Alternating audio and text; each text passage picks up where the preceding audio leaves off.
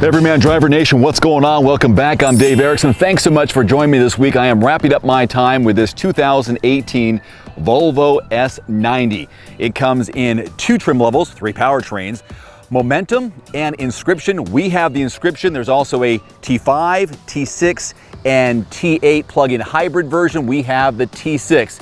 And today, I'm gonna tell you what I think about it.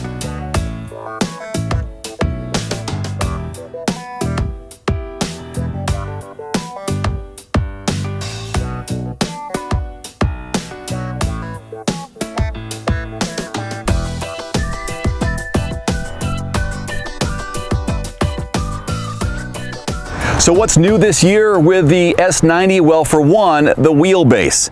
The S90 models are the long wheelbase body style that was previously unavailable here in the United States. The regular wheelbase is no longer offered. So now you have this one, which I know a lot of people commented before in my Just Arrived video, so that's the answer. The other new element for 2018 is the addition of the T8 in this lineup, the T8 plug-in hybrid.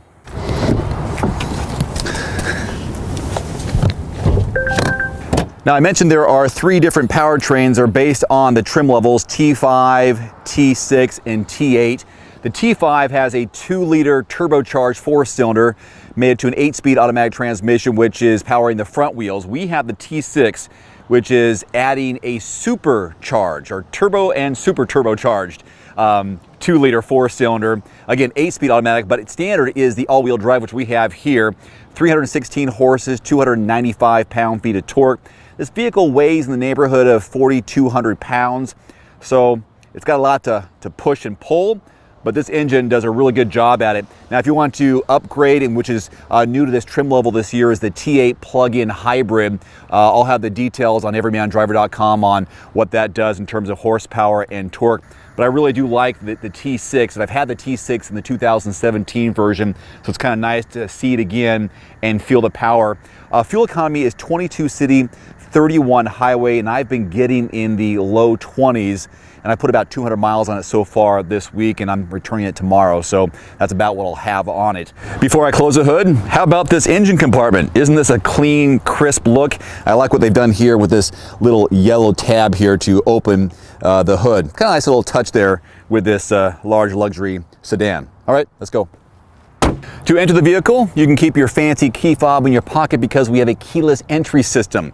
All you have to do is put your hand in the handle with the key fob on your person. Hand in the handle, side mirrors open up, the vehicle is unlocked, close it up. As long as the key fob is on you, you can lock it with just the press of your thumb or finger right here on the handle. This closes up and you know you're locked. The same thing with the back door. Hand in the handle, unlocks. Isn't that pretty cool? I mean, sometimes it's just a matter of doing the front door, but they have it on both doors. Same thing. Key fob's on me, open up, press it. This closes up and you know you're locked. I mentioned the S90 has a longer wheelbase. It's 120.5 inches, and normally you get a set of 19-inch wheels on the S90, but with our Inscription, we've got 20s. One of the extra features with the Inscription trim level is active bending lights, which turn with the steering wheel when you go around corners. I really like that feature.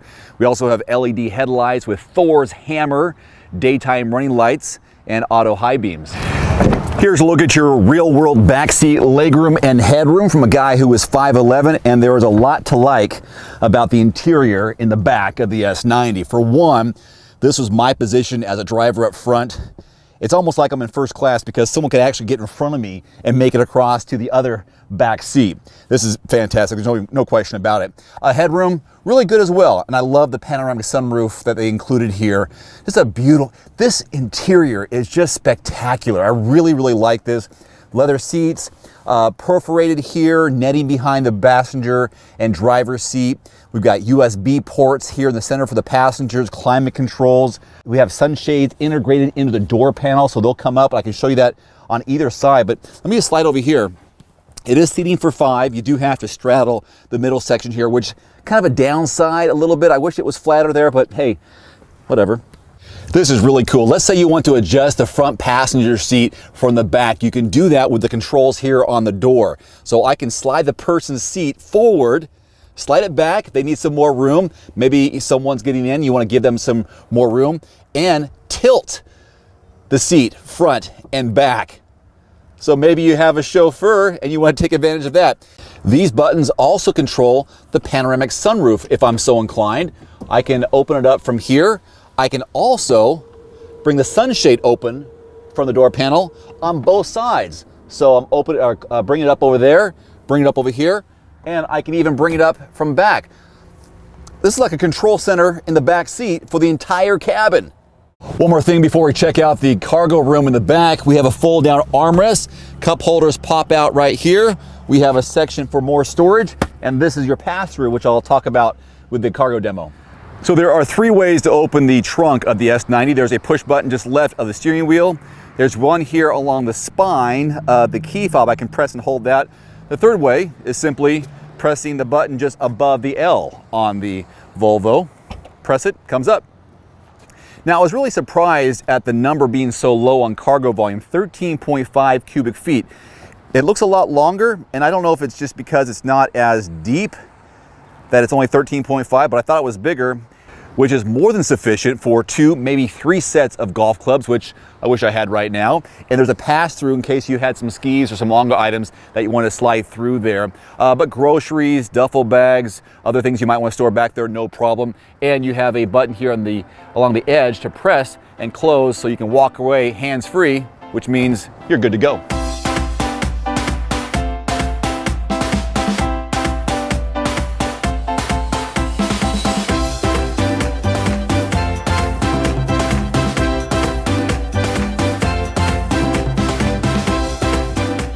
All right, let's go handheld and I'll show you the inside of this luxury sedan.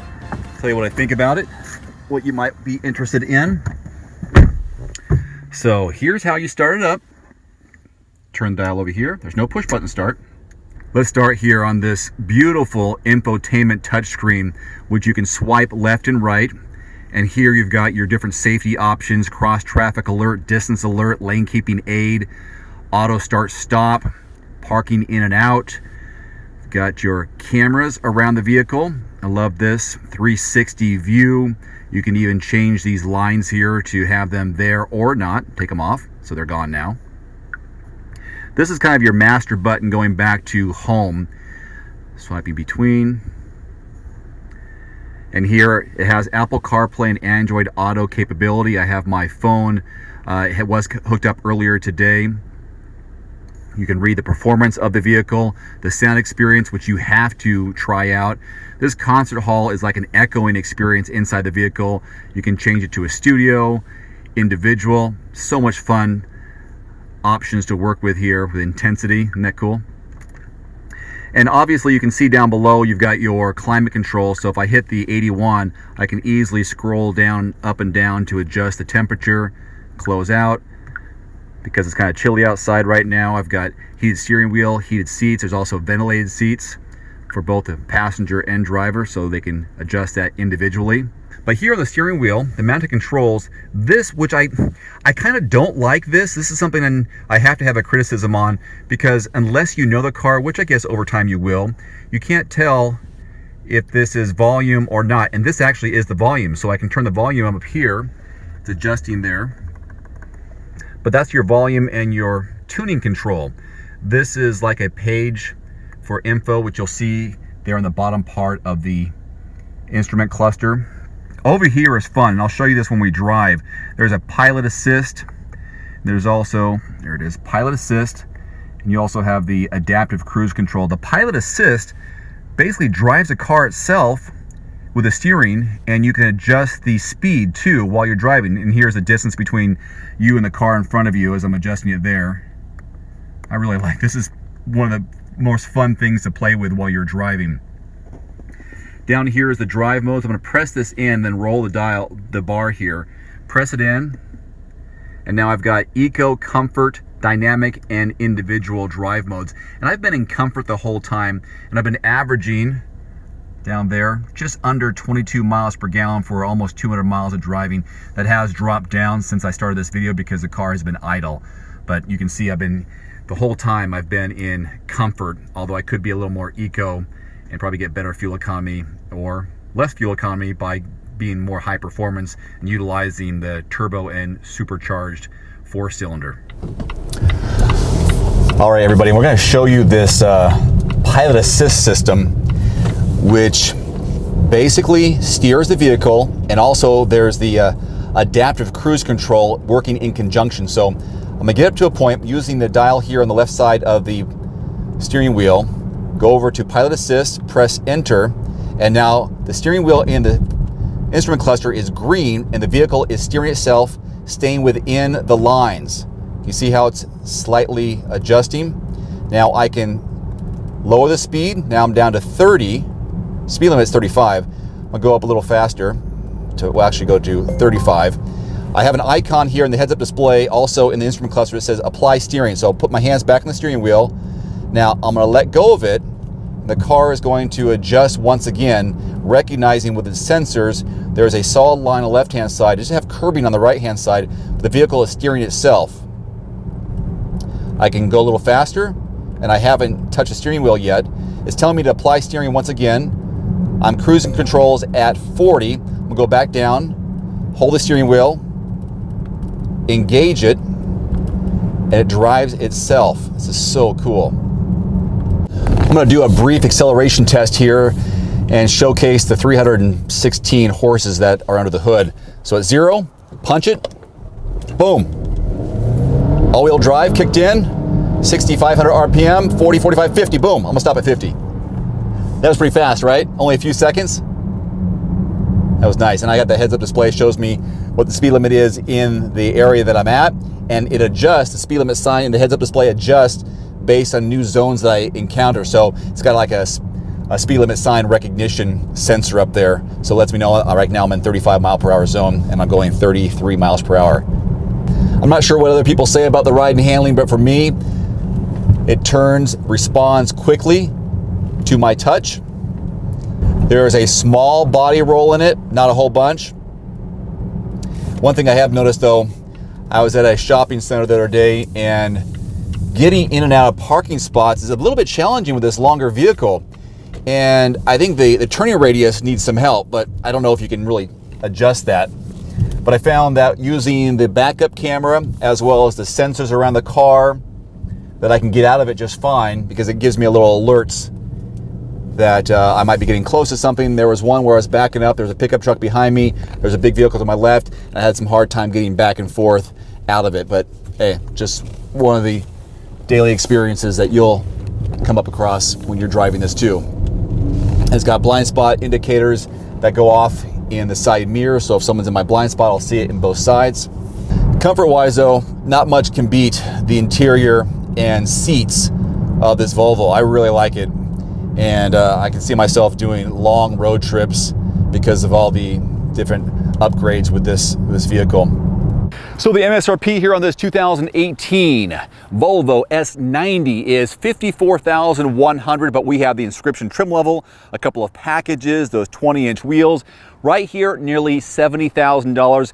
And that $70,000 mark may seem intimidating, but so much great quality, inside, outside, ride comfort, power under the hood, safety.